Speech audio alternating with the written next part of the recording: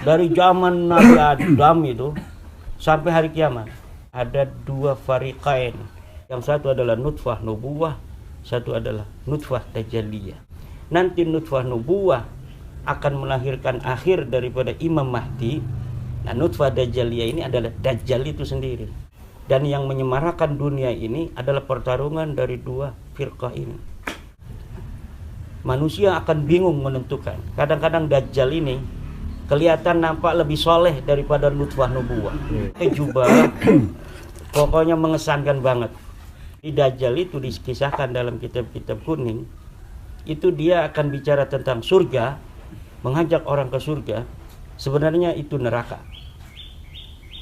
Orang dia melarang ke neraka, sebenarnya itu adalah surganya Allah Subhanahu wa taala. Dia bicara kebenaran yang sangat meyakinkan, sebenarnya itu adalah kebatilan. Dia melarang orang untuk melakukan kebatilan, sebenarnya itu adalah kebenaran yang hakiki. Nutfah Dajjaliyah itu selalu talbisul haq bil batil gitu. Itu problemnya kan di situ. Betul. Itu. Ya itulah ibarat kata serigala berbulu domba. Nah, makanya dalam Islam sendiri juga tidak sekedar kata-kata Dajjal, tapi ada kata Al-Masih Ad-Dajjal. Jadi seakan-akan menjadi juru selamat yang diurapi Al-Masih, tapi nyatanya seorang Dajjal atau pendusta. Dan ini seorang ulama eskatologi, Syekh Imran Hussein. Nabi Muhammad alaihi salatu wassalam described that man to us 1400 years ago.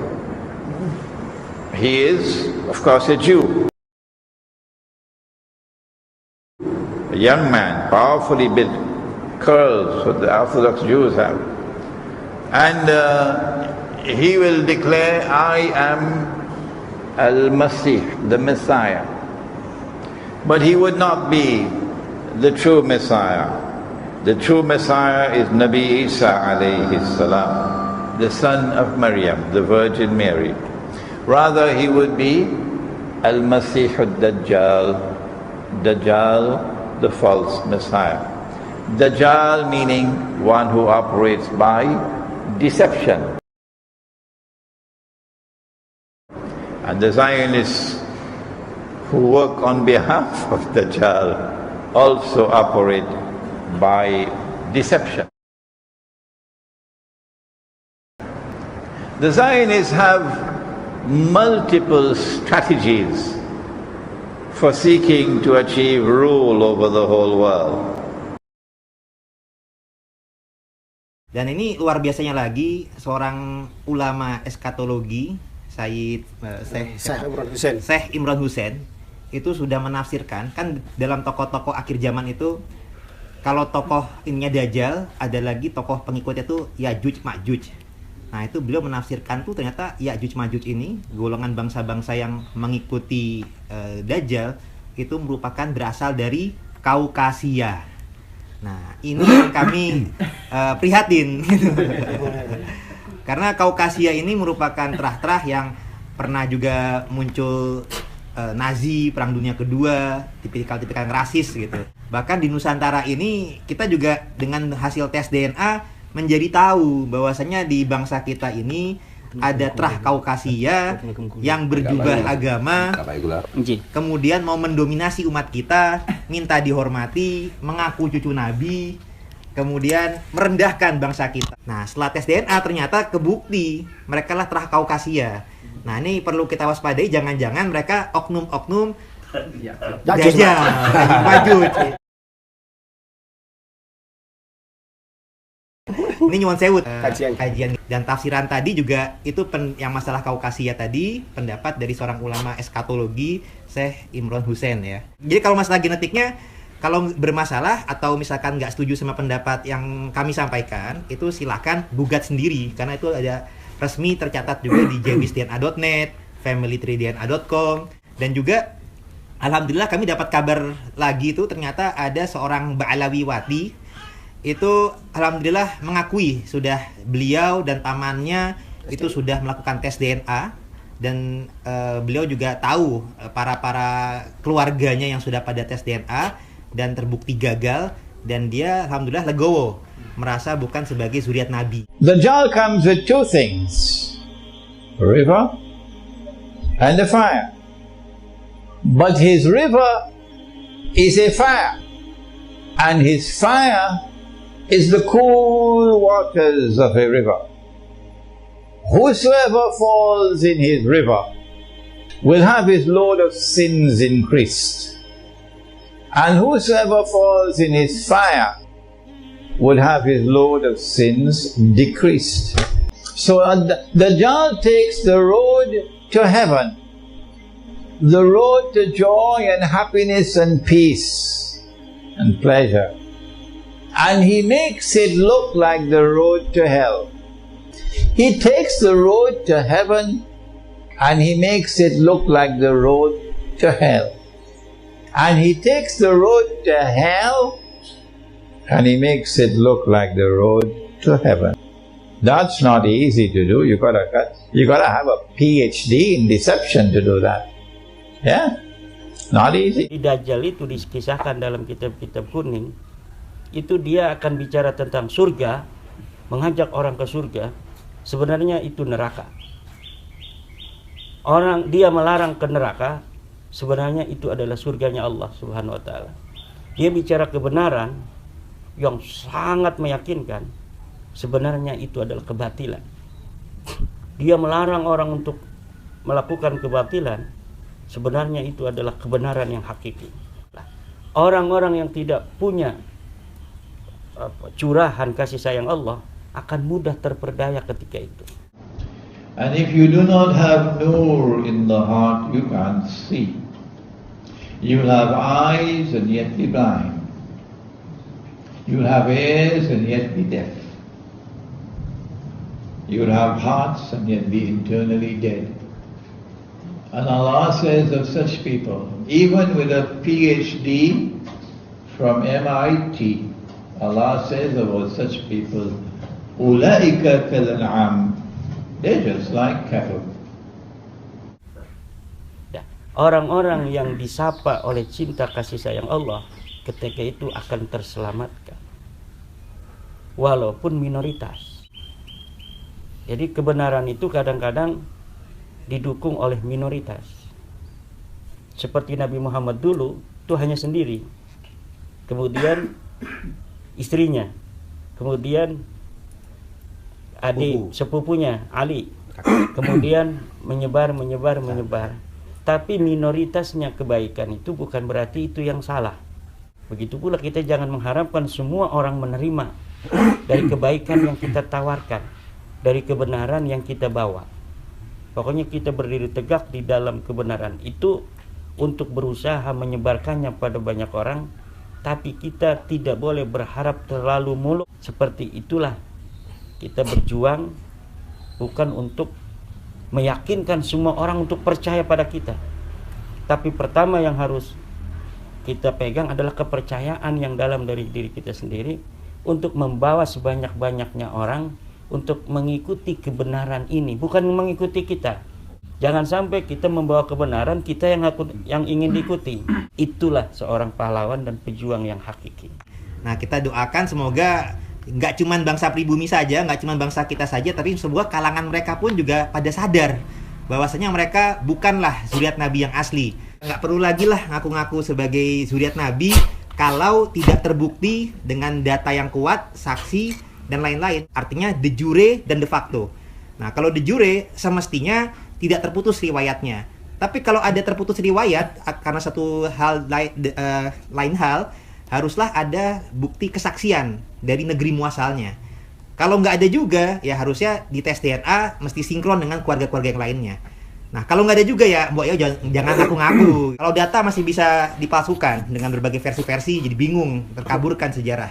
Tapi dengan tes genetik itu sudah bisa kita mencari mana yang mendekati kebenaran. Apalagi dari hasil Muktamar NU ke-31, hasil tes DNA itu bisa untuk menafikan dan membatalkan ilhaq nasab. Nah, artinya kalau sudah ada yang terbatalkan, ya silahkan menggunakan data lain kalau ada. Sehingga semoga kedepannya tidak ada lagi penjajahan kultural dan doktrinal kepada bangsa kita. The Prophet said, sallallahu ta'ala alayhi wa sallam, every prophet has warned his people about Dajjal. And the Prophet Nuh alayhi salam has warned his people about Dajjal. This hadith is in Sahih Bukhari. But I say to you something which no one has ever said before me. Dajjal sees with one eye, his left eye. He is blind in the right eye. It looks like a bulging grape, but your Lord is not one eye. Between his eyes, on his forehead, is written the word kafir, and every mu'min will be able to read the word kafir, whether that mu'min is literate or illiterate, whether he can read and write or he cannot read and write, he'll still be able to read the word kafir. We have interpreted this hadith and its symbolism. Why is it that Ali radiallahu ta'ala anhu can read kafir, but Abu Jahl cannot read kafir? Is there something wrong with Abu Jahl's eyes that he cannot read the kafir? Let us send him to the eye specialist. The eye specialist examines his eyes and reports that he has perfect vision. Well then how come, if his eyes are perfect, why can't he see? Why is it that Ali can see, but Abu Jahl can't see? Is it that Ali is not seeing with these eyes? Could it be that we have other eyes besides these eyes? The modern universities will say, what rubbish is that? Huh? That's nonsense. These are the only eyes we have. This is the only medium through which we can acquire knowledge of external objects.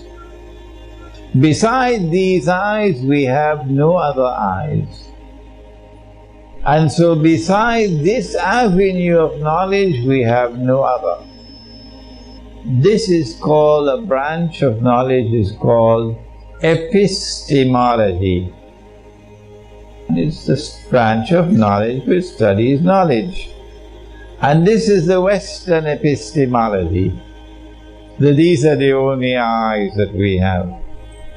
But the Quran says that in addition to these eyes, the heart can see.